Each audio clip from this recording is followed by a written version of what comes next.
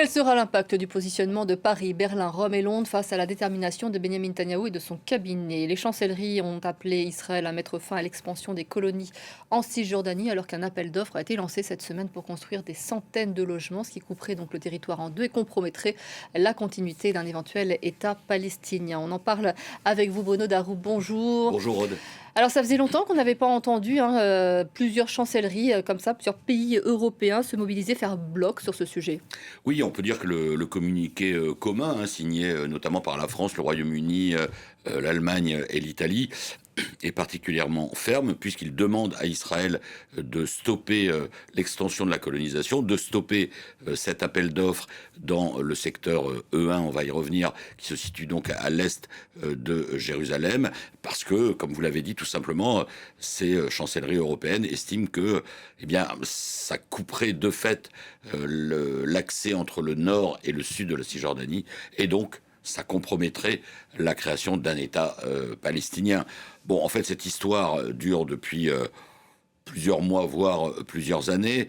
On se souvient qu'Israël et le Premier ministre Benyamin Netanyahou n'avaient pas du tout apprécié la reconnaissance par la France et d'autres pays d'un État palestinien, et que donc il avait au contraire accéléré les projets d'extension de colonies en Cisjordanie et accéléré cette initiative sur le secteur E1 qui est récurrente, si vous voulez, depuis le début des années 2000, qui a été stoppée essentiellement par les réticences du grand frère américain, mais qui là gagne du terrain. Et là, c'est une traduction concrète, c'est-à-dire plus de 1000 logements qui devraient être construits. Alors, on est dans la période des appels d'offres. Ces appels d'offres vont se terminer le 19 octobre, c'est-à-dire une semaine avant les élections législatives, parce qu'il y a aussi évidemment un contexte politique. Benyamin Netanyahou et ses ministres d'extrême droite, messieurs Ben Gvir et Smotrich, eh bien, plaident pour étendre en fait la possession israélienne en Cisjordanie, et certains d'entre eux affirment même que de toute façon la Cisjordanie fait partie naturellement des terres d'Israël, et que donc Israël peut faire ce qu'elle veut, et que les États européens par exemple n'ont pas grand-chose à dire. Alors après, un communiqué très ferme des Européens, ça c'est une chose.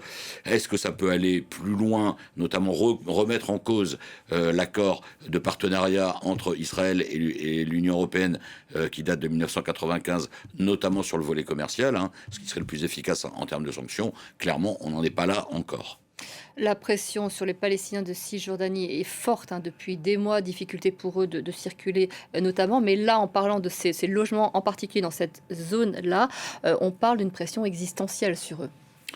Oui, alors absolument, même si cet endroit qui s'appelle E1, ce qui veut pas E1, parce qu'en fait c'est la première parcelle à l'est de Jérusalem, et c'est à l'est de Jérusalem. Donc là, on le voit assez clairement sur cette carte, avec Jérusalem-Est, qui a donc normalement réservé aux Palestiniens, mais où vivent beaucoup de Palestiniens, mais qui a été occupé et annexé par Israël, et puis ensuite la Cisjordanie, et vous voyez ce secteur, voilà, E1, et en fait, les Israéliens disent en fait c'est vrai que c'est un peu désertique, il y a très peu de monde qui y vit.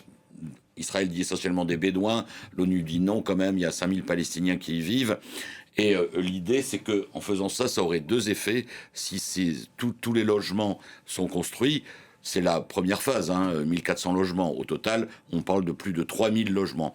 Ça permettrait d'une part d'étendre la très grande colonie de Malé Adoumim que l'on voit là, qui compte déjà 40 000 habitants. Et donc on pourrait y loger entre 15 et 20 000 habitants de plus. Ça, c'est une première chose. Et puis, ça encerclerait en quelque sorte Jérusalem-Est entre Jérusalem-Ouest occupée par Israël, Jérusalem-Est majoritairement palestinien, et là, vous voyez, ça, il n'y a que des Israéliens, et l'autre effet, c'est que ça couperait la circulation entre le nord et le sud de la Cisjordanie, donc une continuité territoriale d'un éventuel État palestinien qui serait rendu quasiment impossible, parce que l'idée, ce serait, au-delà de Malé Adoumim ensuite, de poursuivre vers l'Est jusqu'aux rives du Jourdain, pour définitivement rendre impossible la création concrète d'un État palestinien.